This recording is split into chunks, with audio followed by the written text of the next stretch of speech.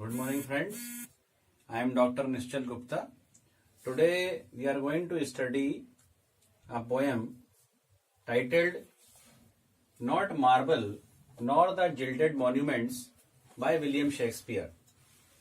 So today we are going to study the poem in detail and with proper explanation. The poem starts like this. Not marble, nor the gilded monuments of princes shall outlive this powerful rhyme. Now, firstly, I would like to tell you that this poem is a sonnet.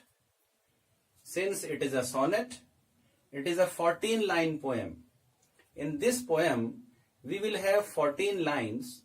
Last 2 lines are couplet, and the remaining 12 lines are 3 quatrains. So now let's see the meaning and the explanation of the poem. Not marble nor the gilded monuments of princes shall outlive this powerful rhyme, but you shall shine more bright in these contents than unswept stone be smeared with sluttish time. Now in this first quatrain, the poet William Shakespeare, as you all know, he is one of the renowned poets of English literature. He has written some 154 sonnets, and this is his 55th sonnet. So in this sonnet, he has glorified and he has said in the praise of his poetry. Now here the word you is used. Now the poet is addressing to this friend, you. He is the poet, William Shakespeare is addressing his beloved friend. He is using this word you for that friend, and he is saying that not marble nor the gilded monuments of princes shall outlive this powerful rhyme. Because the poet is saying to his friend, to his beloved friend, that in your praise, in your appreciation, I have composed this powerful rhyme. Rhyme here stands for poem. Poem. He is saying that in your glory, in your appreciation, I have composed this powerful rhyme. So this powerful rhyme is so important that not marble nor the gilded monuments of princes. Now marble means a stone. It's a beautiful stone. That Taj Mahal is also made up of marble. So not marble nor the gilded monuments of princes. It's a general practice that kings, they get monuments made up of marble and gilded monuments. Gilded means monuments covered with or you can say this gold plated monuments. So he is saying, the poet is saying to his friend that I have composed this powerful rhyme for you, for your in your appreciation, and my powerful rhyme, my powerful poem will outlive. Outlive means it is immortal. It is immortal. Even my powerful rhyme, even the world will collapse. There will be no life on this planet. My poetry, my poem for you will always be there. He's saying, so he's comparing his poem, his poetry with marble monuments and gilded monuments. So he's saying that everything will vanish from this world. Everything will vanish from this world, but my poem, which I have composed in your appreciation, in your respect, will never go away from this world. But you shall shine more bright in these contents. Now here, the word here is gilded, and here the word is bright, more bright. Comparison. He is saying that he is saying to his friend, the poet is saying to his friend that you are the poem in which I have, I have mentioned you, in this poem, you are going to shine more bright in these contents. These content means in the poem. So poem will always remain and it will always shine. And that shine is brighter than the shine of gilded monuments. So he's somewhat comparing his poem with the gilded monuments, and he's saying that my poem is going to outshine gilded monuments. Then unswept stone be smeared with sluggish time.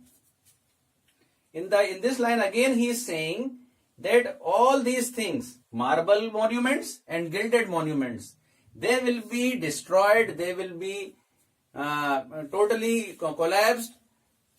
So, but my poem will always be there. Sluggish time. Sluggish time here means time is going to end everything. Marble monuments, gilded monuments, but time cannot kill, time cannot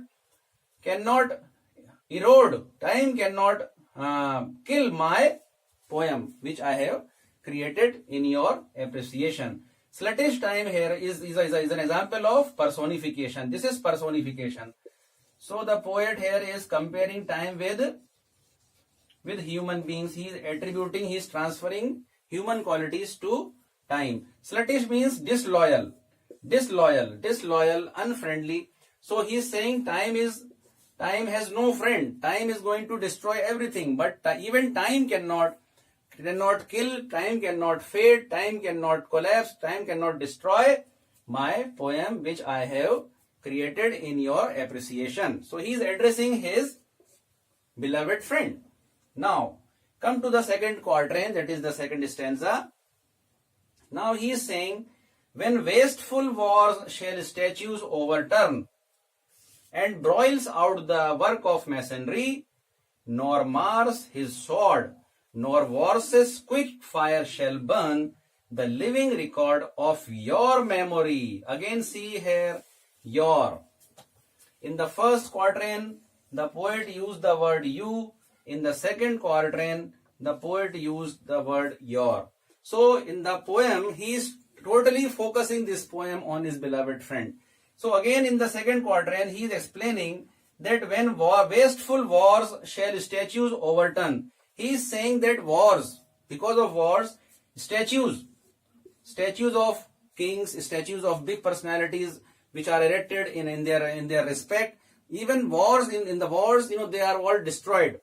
So, and broils out the work of masonry, and broils out the work of masonry. Nor mars his sword, nor War's quick fire shall burn the living record of your memory.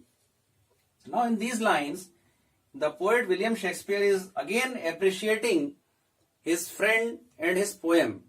He is saying that wasteful wars are what? They are of no use, and they are what? They shall statues overturn. They are going to destroy the statues. And broils out the work of masonry. Masonry means architecture, building something, creating something. So wars are going to destroy the whole world.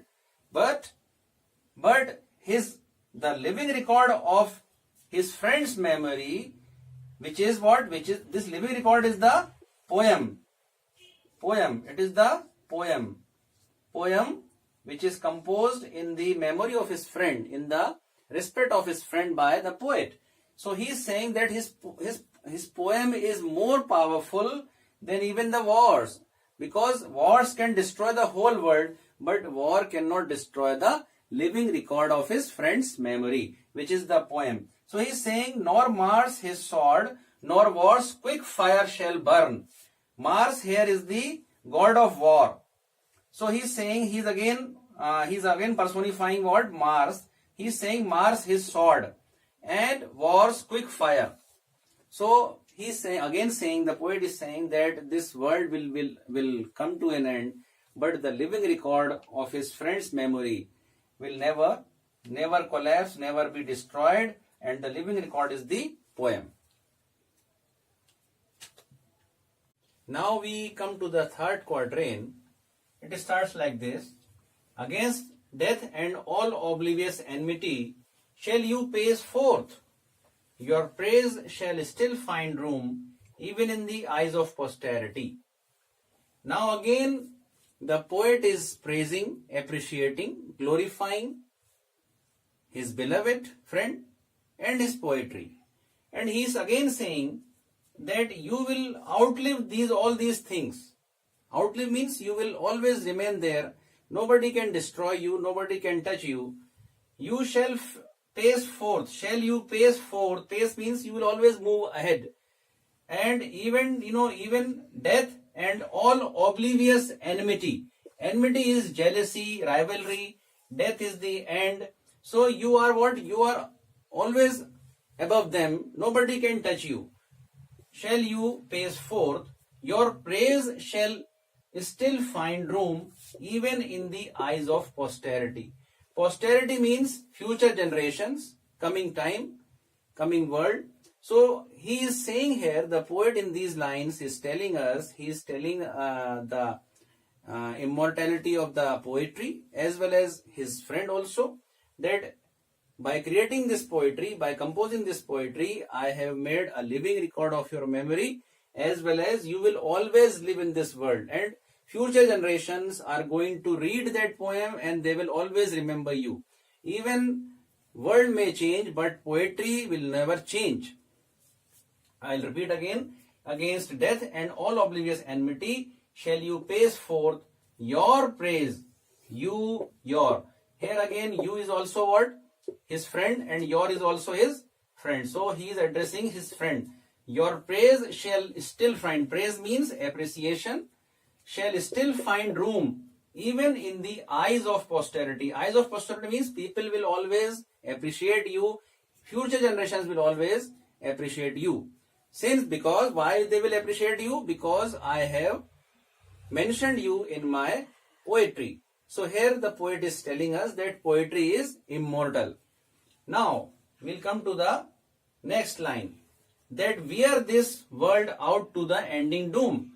Now he is saying that death and enmity, these are the things that wear this world out to the ending doom. Doom is the, here the poet is referring to the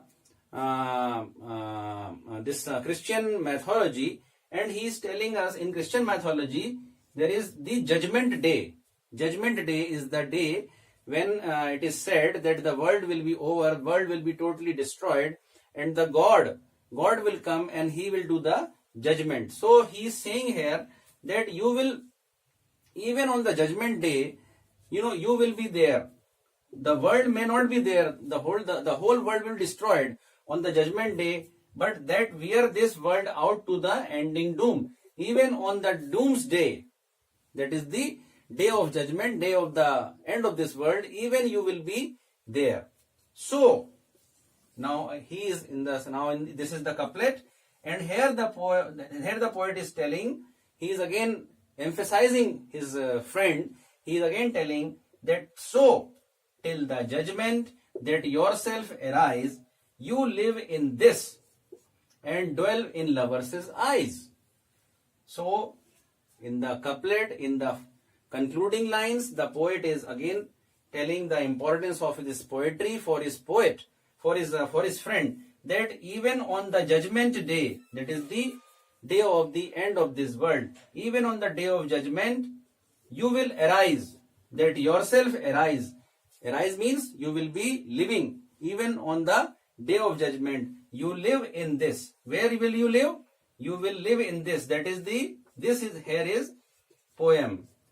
You live in this. The whole world will be destroyed, but you will live on that judgment day and dwell means live in lovers' eyes. Lover here means the world. Means the world will always will see you, will appreciate you even on the day of judgment. So you are immortal. So the poet is telling in this poem that poetry is immortal. The world is destroyable. It may end, but poetry never ends. And he is also saying that time may destroy this world, but time cannot destroy poetry. Thank you very much.